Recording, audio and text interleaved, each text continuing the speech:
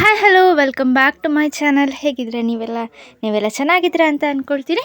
ಇವತ್ತಿನ ವೀಡಿಯೋದಲ್ಲಿ ನಾನು ಒಂದು ಬಂಗಡೆ ಫಿಶ್ ಕರಿ ಹಾಗೆಯೇ ಬಂಗಡೆ ಫಿಶ್ ಫ್ರೈ ಎರಡು ಕೂಡ ನಾನು ತೋರಿಸ್ಕೊಡ್ತಾ ಇದ್ದೀನಿ. ಅದಕ್ಕೂ ಮುಂಚೆ ನನ್ನ ಚಾನಲ್ಗೆ ಸಬ್ಸ್ಕ್ರೈಬ್ ಮಾಡ್ಕೊಂಡಿಲ್ಲ ಅಂದರೆ ಬೇಗ ಸಬ್ಸ್ಕ್ರೈಬ್ ಮಾಡ್ಕೊಳ್ಳಿ. ಹಾಗೆ ವಿಡಿಯೋ ಇಷ್ಟ ಆದರೆ ಲೈಕ್ ಮಾಡೋದನ್ನು ಕೂಡ ಮರಿಬೇಡಿ. ಸೊ ನೋಡೋಣ ಬನ್ನಿ ವಿಡಿಯೋ.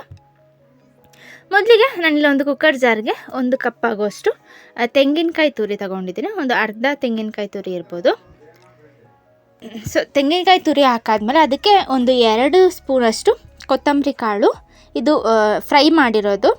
ಅದಕ್ಕೆ ಒಂದು ಅರ್ಧ ಟೀ ಸ್ಪೂನಷ್ಟು ಅರಿಶಿನ ಪುಡಿ, ಹಾಗೆಯೇ ಒಂದು 2 ಸ್ಪೂನಷ್ಟು ಖಾರದ ಪುಡಿ, ಹಾಗೆಯೇ ಒಂದು ಈರುಳ್ಳಿ, ಒಂದು ಮೀಡಿಯಮ್ ಸೈಜ್ ಇರೋವಂಥದ್ದು, ಹಾಗೆಯೇ ಸ್ವಲ್ಪ ಹುಣಸೆ ಹಣ್ಣು, ಇಷ್ಟನ್ನು ಹಾಕಿ ಇದಕ್ಕೆ ರುಬ್ಬೋದಕ್ಕೆ ಎಷ್ಟು ಬೇಕಷ್ಟು ನೀರನ್ನು ಹಾಕಿ ಇದನ್ನು ಚೆನ್ನಾಗಿ ಫೈನ್ ಪೇಸ್ಟ್ ಮಾಡಿಕೊಡಿ.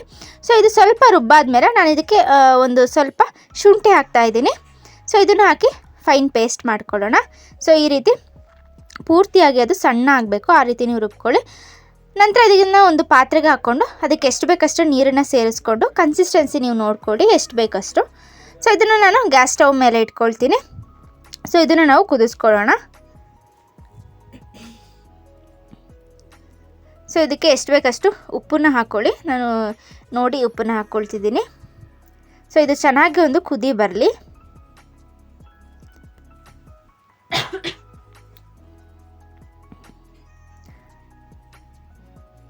ಸೊ ಹಾಗೆಯೇ ಇದಕ್ಕೆ ಒಂದು ಈರುಳ್ಳಿ, ಹಾಗೆಯೇ ಸ್ವಲ್ಪ ಗ್ರೀನ್ ಚಿಲ್ಲಿ ಹಾಕ್ಕೊಳ್ತಿದ್ದೀನಿ.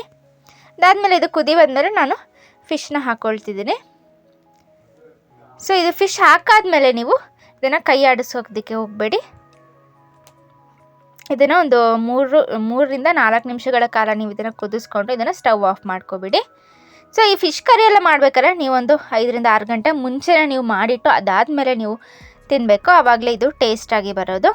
ಸೊ ನೋಡಿದ್ರಲ್ಲ, ಒಂದು ಸಿಂಪಲ್ ಆಗಿರೋವಂಥ ಒಂದು ಬಂಗಡೆ ಫಿಶ್ ಕರಿ. ಸೊ ಎಲ್ಲ ಫಿಶ್ ಕರಿ ಕೂಡ ಈ ರೀತಿ ನಾವು ಮಾಡ್ಕೋಬೋದು. ನಂತರ ಬನ್ನಿ ನಾವು ಫಿಶ್ ಫ್ರೈ ಮಾಡ್ಕೊಳ್ಳೋಣ. ಸೊ ಫಿಶ್ ಫ್ರೈಗೆ ಮಸಾಲೆ ರೆಡಿ ಮಾಡ್ಕೊಳ್ಳೋಣ. ಅದಕ್ಕೆ ಒಂದು 2 ಸ್ಪೂನಷ್ಟು ರೆಡ್ ಚಿಲ್ಲಿ ಪೌಡರ್, ಹಾಗೆಯೇ ಅದಕ್ಕೆ ಒಂದು ಅರ್ಧದಿಂದ 3/4 ಟೀ ಸ್ಪೂನಷ್ಟು ಅರಿಶಿನ ಪುಡಿ. ನಂತರ ಇದಕ್ಕೆ ಕೊತ್ತಂಬರಿ ಪುಡಿ ಹಾಕ್ಕೊಳ್ಳೋಣ. ಒಂದು 2 ಸ್ಪೂನಷ್ಟು ಕೊತ್ತಂಬರಿ ಪುಡಿ ಅಂದರೆ ಧನಿಯಾ ಪುಡಿ, ಹಾಗೆಯೇ ಇದಕ್ಕೆ ಎಷ್ಟು ಬೇಕಷ್ಟು ಉಪ್ಪನ್ನು ಹಾಕ್ಕೊಳ್ಳಿ. ಉಪ್ಪು ಹಾಕಿ ಇದಕ್ಕೆ ನಾನಿಲ್ಲಿ ಫಿಶ್ ಫ್ರೈ ಮಸಾಲ ತೊಗೊಂಡಿದ್ದೀನಿ. ಸೊ ನೀವು ಯಾವ್ದು ಬೇಕಾದ್ರೂ ತೊಗೊಳ್ಳಿ, ಕಬಾಬ್ ಮಸಾಲ ಆದರೂ ತೊಗೊಳ್ಳಿ. ಇದಕ್ಕೆ ಒಂದು 3 ಸ್ಪೂನಷ್ಟು ಹಾಕ್ಕೊಳ್ಳೋಣ. ಅದಾದಮೇಲೆ 1 ಟೀ ಸ್ಪೂನಷ್ಟು ಕಾರ್ನ್ಫ್ಲೋರ್ ಹಾಕ್ಕೊಳ್ಳೋಣ. ನಂತರ ಇದಕ್ಕೆ 1 ಟೀ ಸ್ಪೂನಷ್ಟು ಶುಂಠಿ ಬೆಳ್ಳುಳ್ಳಿ ಪೇಸ್ಟು. ಸೊ 1ರಿಂದ 1.5 ಟೀ ಸ್ಪೂನ್ ಹಾಕ್ಕೊಳ್ಳಿ. ನಂತರ ಇದಕ್ಕೆ ಸ್ವಲ್ಪ ವಿನೆಗರ್ ಅಥವಾ ನಿಂಬೆಹಣ್ಣಿನ ರಸ ಕೂಡ ಹಾಕ್ಕೋಬೋದು. ಒಂದು 3 ಸ್ಪೂನಷ್ಟು ಹಾಕ್ಕೊಳ್ಳಿ. ಸೊ ನಂತರ ಇದಕ್ಕೆ ನಾನು ಸ್ವಲ್ಪ ಒಂದು 2 ಸ್ಪೂನಷ್ಟು ತೆಂಗಿನ ಎಣ್ಣೆ ಹಾಕ್ತಾಯಿದ್ದೀನಿ. ಸೊ ಇದು ಒಳ್ಳೆ ಫ್ಲೇವರ್ ಕೊಡುತ್ತೆ. ಇಷ್ಟನ್ನು ಹಾಕಿ ನಾವು ಚೆನ್ನಾಗಿ ಮಿಕ್ಸ್ ಮಾಡ್ಕೊಳ್ಳೋಣ. ಸೊ ನೋಡ್ಬೋದು ನಮ್ಮ ಮಸಾಲೆಯಲ್ಲಿ ರೆಡಿ ಆಯಿತು. ನೆಕ್ಸ್ಟ್ ಇದನ್ನು ನಾವು ಫಿಶ್ಗೆ ಅಪ್ಲೈ ಮಾಡ್ಕೊಳ್ಳೋಣ. ಸೊ ಚೆನ್ನಾಗಿ ಈ ರೀತಿ 2 ಕಟ್ ಕೊಟ್ಟು ಫಿಶ್ಶಿಗೆಲ್ಲ ಚೆನ್ನಾಗಿ ಇದನ್ನು ಬೈಂಡಿಂಗ್ ಮಾಡ್ಕೊಳ್ಳೋಣ.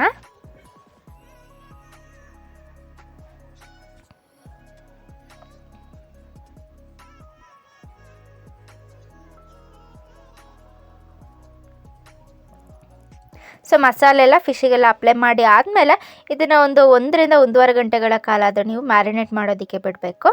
ಆವಾಗಲೇ ಅದು ಉಪ್ಪು ಹುಳಿ ಖಾರ ಎಲ್ಲ ಚೆನ್ನಾಗಿ ಸೇರಿಕೊಂಡು ಟೇಸ್ಟಾಗಿ ಬರೋದು.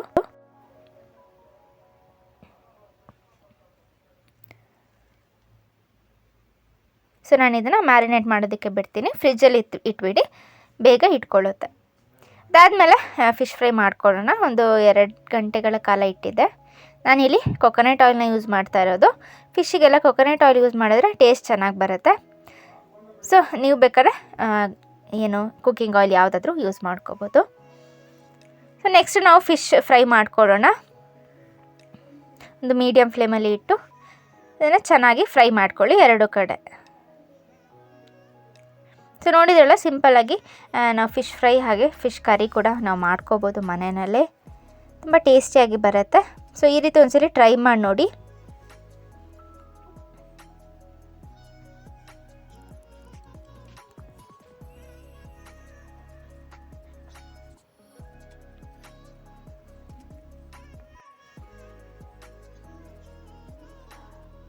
ಸೊ ಒಂದು ಸೈಡ್ ಬೆಂದಿದೆ ಅಂದ ಕೂಡಲೇ ಅದು ಏನು ತೆಗೆದು ನಾವು ಇನ್ನೊಂದು ಸೈಡ್ ಹಾಕ್ಕೋಬೋದು. ಸೊ ನೋಡ್ಬೋದು ನಾವು ಫಿಶ್ ಫ್ರೈ ಕೂಡ ಇಲ್ಲಿ ರೆಡಿ ಆಯಿತು. ಸೊ ನೆಕ್ಸ್ಟ್ ಏನಿಲ್ಲ ನಾವು ಪ್ಲೇಟಿಂಗ್ ಮಾಡ್ಕೊಳ್ಳೋಣ. ನಾನಿಲ್ಲಿ ರೈಸ್ ತೊಗೊಂಡಿದ್ದೀನಿ ಅನ್ನದ ಜೊತೆ. ಇದು ತುಂಬ ಟೇಸ್ಟಿಯಾಗಿ ಬರುತ್ತೆ. ಫಿಶ್ ಕರಿ ಕೂಡ ಅಷ್ಟೇ, ನೀವು ಮಧ್ಯಾಹ್ನ ಮಾಡ್ಕೋಬೇಕು ಅಂದರೆ ನೀವು ಬೆಳಗ್ಗೆನೇ ಮಾಡಿ ಸಾಂಬಾರು ಮಾಡಿ ಇಟ್ಟರೆ ಮಧ್ಯಾಹ್ನಕ್ಕೆ ಇದು ತುಂಬ ಟೇಸ್ಟಿಯಾಗಿ ಬರುತ್ತೆ. ಸೊ ಹಾಗೆಯೇ ಇದ್ರ ಜೊತೆ ಫಿಶ್ ಫ್ರೈ ಒಂದು ತುಂಬ ಒಳ್ಳೆ ಕಾಂಬಿನೇಷನ್ ಅಂತ ಕೂಡ ಹೇಳ್ಬೋದು. ಸೊ ನೀವು ಕೂಡ ಟ್ರೈ ಮಾಡಿ ನೋಡಿ. ಈ ರೀತಿ ಒಂದ್ಸಲಿ ಫಿಶ್ ಫ್ರೈ ಹಾಗೆ ಫಿಶ್ ಕರಿ ಮಾಡಿ ನೋಡಿ, ತುಂಬ ಟೇಸ್ಟಿಯಾಗಿ ಬರುತ್ತೆ. ಇವತ್ತಿನ ವೀಡಿಯೋ ನಿಮಗೆಲ್ಲರಿಗೂ ಇಷ್ಟ ಆಯಿತು ಅಂತ ಅಂದ್ಕೊಳ್ತೀನಿ. ಇಷ್ಟ ಆಗಿದರೆ ಲೈಕ್ ಮಾಡೋದನ್ನು ಮರಿಬೇಡಿ. ಹಾಗೆ ಹೊಸ ಆದರೆ ಸಬ್ಸ್ಕ್ರೈಬ್ ಮಾಡ್ಕೊಳ್ಳಿ. Thank you.